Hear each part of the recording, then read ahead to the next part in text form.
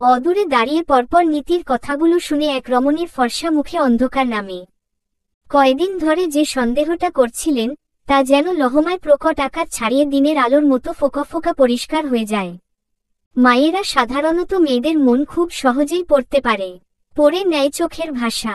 সেদিন নীতির পড়ার টেবিল থেকে প্রয়োজনে পেন নিতে গিয়ে আচমকা নজরে আসে খোলা ডায়েরির পাতা। নীতি খোলা রেখে ওয়াশরুমে গিয়েছিল, না চাইতেও কিছু শব্দ নজরে আসে। মেয়ে বড় হয়েছে, আর এই বয়সটা আবেগের, তাই আর অত মাথা ঘামায়নি। তবে তককে তককে ছিলেন মেয়ের হাবভাব বোঝার। এখানে রাগী রাজা বলতে যে দিব্যকে বুঝিয়েছে তা তামান্না ঢের বুঝতে পারলেন।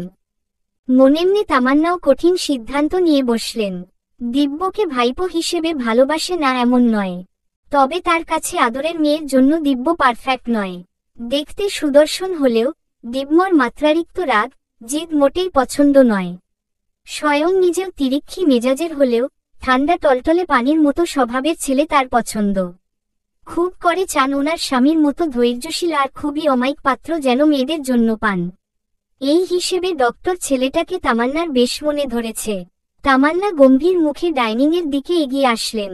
মেয়েদের দিকে কড়া চোখে তাকিয়ে শাসিয়ে উঠলেন, ঘুম থেকে উঠেছ তো বেলা করে? দুজনের একজনও সকালে মর্নিং ওয়াকে বেরোলে না? আচ্ছা, তা না হয় বাদ দিলাম, খাবার খাওয়ার সময় যে চুপচাপ আদবের সাথে খেতে হয় তা জানো না?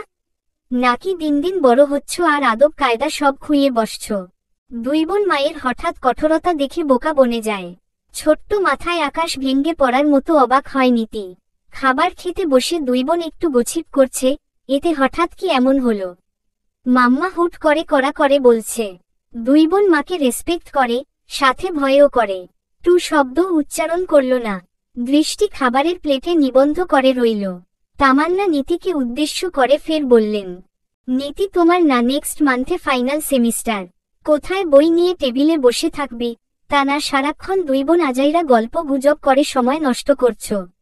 আবার এদিকে তোমার যখন মন চায় অমনি ক্লাস মিস দিয়ে হোস্টেল থেকে বাড়ি চলে আসো। বাড়িতে তো পড়তে দেখি না কখনো। পড়াশোনার এরূপ দুর্দশা হলে সিজিপিএ যে কেমন হবে তা বোঝাই যাচ্ছে। তপ্ত নিঃশ্বাস ফেলে একটু থামলেন, ফের পুরোদমে শুরু করলেন, নীতি তুমি তো বড়, তোমার তো পড়াশোনা নিয়ে সবসময় সিরিয়াস থাকা উচিত। সেখানে কি করছো? নিজের মতো ছোট বোনকেও পড়াশোনার প্রতি উদাসীন বানাচ্ছ আর বাদরামি শেখাচ্ছ। এই নৃত্য আজ স্কুল মিস দিল তোমার সাথে ঘুরতে যাবে বলে। তুমি বড় কোথায় ছোট বোনের বায়না না শুনে বোঝাবে, তা না করে তুমি আস্কারা দিয়ে আরো উস্কে দাও।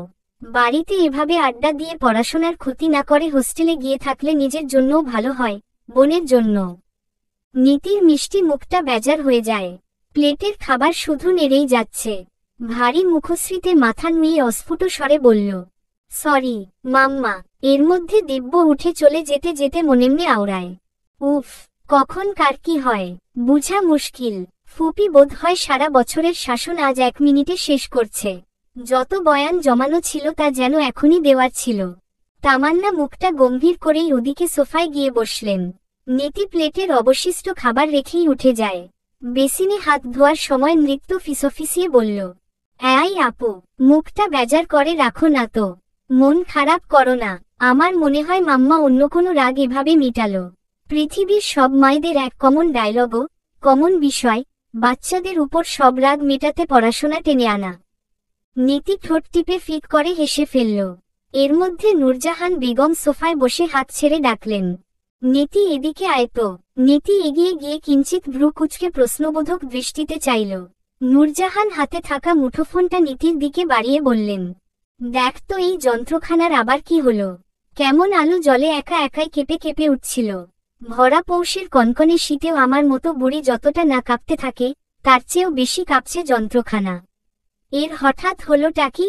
নীতির ভীষণ হাসি পেল, ঠোঁট চেপে হাসল। সোফায় আয়েশ করে বসে ফোনটা হাতে নিল। পরপর মুখে কপট চিন্তার ছাট ফেলে ভারী গলায় বলল, ভারী চিন্তার বিষয় তো তাহলে। যেখানে সত্তরর্ধ বুড়ি কনকনে শীতে যতটা না কাঁপে, আর শীত না আসতেই যন্ত্রটা তার থেকে অত্যধিক বেশি কাঁপছে, তাহলে তো নির্ঘাত বর্ষর সমস্যা। বলার অপেক্ষা রাখে না, ভয়ঙ্কর সমস্যা হয়েছে। ভালো করে দেখতে হচ্ছে তো। থেমে দুষ্টুমির স্বরে ফের বলল, নানু আপু, সমস্যা ধরা পড়েছে। তবে সলভ করতে হলে বিগ অ্যামাউন্ট লাগবে। নূরজাহান বুঝলেন না। কুচকানো চামড়ার কপাল আরো খানিকটা কুঞ্চিত করে বললেন। সে আবার কি? নীতি কপাল চাপড়ে বলল, বিগ অ্যামাউন্ট মানে হলো মোটা অঙ্কের টাকা লাগবে, তবেই ফোনের এই কম্পন দূর হবে। কত টাকা? এই বেশি না, 5,000 হলেই আমি ঠিক করে দিতে পারবো। নীতি মজা করে বলতে থাকে। তামান্না ওপাশের সোফায় বসেছিলেন। এবারে মেয়ের দিকে চোখ পাকিয়ে তাকালেন। নূরজাহান এক হাতে নীতির কান চেপে ধরে বললেন, ফাজলামি বন্ধ করে ঠিক করে দে। কি ভেবেছিস বুড়িটা একেবারেই জানে না, বুঝে না? আরে আমার এই যন্ত্রখানার দামও তো 5,000 টাকা নয়। নীতি ঠোঁট মেলে হাসল, বলল, সে দাম যাই হোক, নাতনি ঠিক করে দিচ্ছে এই জন্য হলেও তো বকশিশ দিতে হয়। বাটন ফোনটা চাপ লেগে ভাইব্রেশন হয়ে গিয়েছিল। নীতি বেছে বেছে সুন্দর একটা রিংটোন সেট করে দিতে থাকে। নূরজাহান স্বল্প হাসলেন, বললেন, যা বকশিশ পাচ্ছিস, তোদের দুই বোনের আজকের কেনাকাটার টাকা আমি দিচ্ছি। নীতি স্মিত হেসে বলল, আমি এমনি মজা করে বলেছি, লাগবে না নানু আপু, পাপা টাকা দিয়েছে, ওগুলো দিয়েই কিনে শেষ করতে পারবো না। তোর পাপার দেওয়া টাকা রেখে দে, আরেকদিন করিস, আজ আমারটা দিয়েই কর। আর শোন, আমি বেশি করে টাকা দিয়ে দিব, তোদের কেনাকাটা করার সময় নাতবউয়ের জন্যও কিছু কিনে আনিস। আমি তো বুড়ি হয়েছি, বিষ ব্যথায় কোথাও বেরোতে পারি না, তাই শখ আহ্লাদ করে নিজে পছন্দ করে তোদের জন্য কিছুই দিতে পারি না।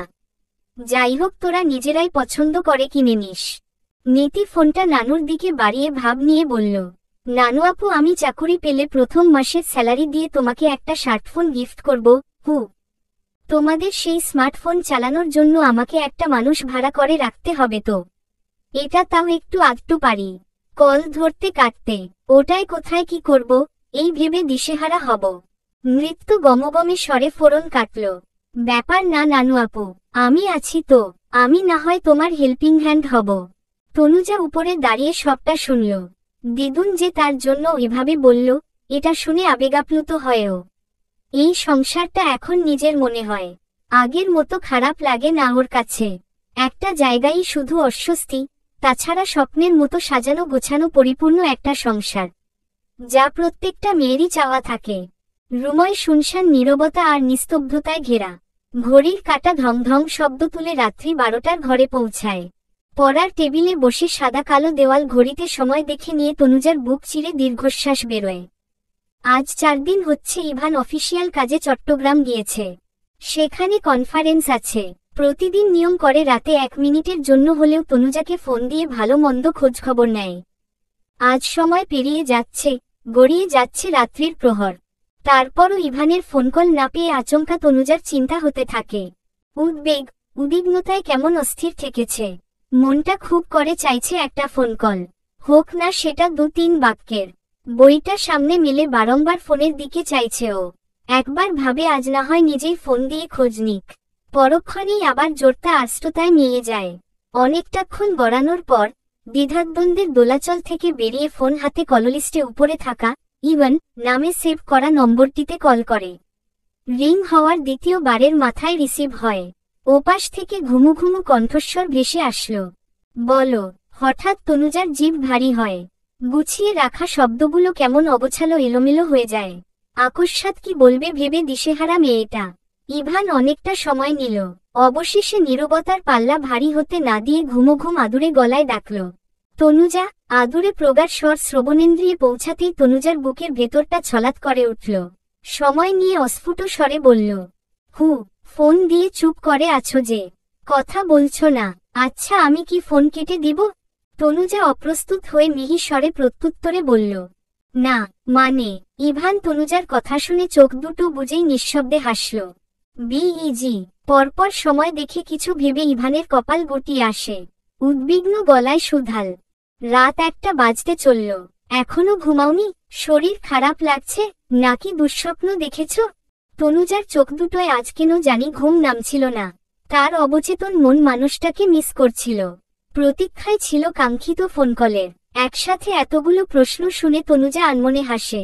কোমল কণ্ঠস্বরে বলল, ঘুম আসছিল না, তাই বই নিয়ে বসেছিলাম, পড়ছিলাম। আর এতটুকু বলে থেমে যায় তনুজা। ওপাশ থেকে নিচু স্বরে শুধায়, আর কি? আর তেমন কিছু না, আপনি আজ ফোন দেননি, তাই ভাবলাম ফোন দিয়ে খোঁজ নিই। কনফারেন্স শেষে ওখানে ডিনারের আয়োজন করা হয়েছিল। ডিনার করে হোটেলে ফিরতে ফিরতে আজ বেশ দেরি হয়ে যায়। বেশি রাত হওয়ায় ভাবলাম তুমি হয়তো ঘুমিয়ে পড়েছ, তাই আর কল দিয়ে ডিস্টার্ব করিনি। সারাদিন ব্যস্ততায় ভীষণ টায়ার্ড ছিলাম, বিছানায় গাইলিয়ে দিতেই ঘুমিয়ে পড়ি।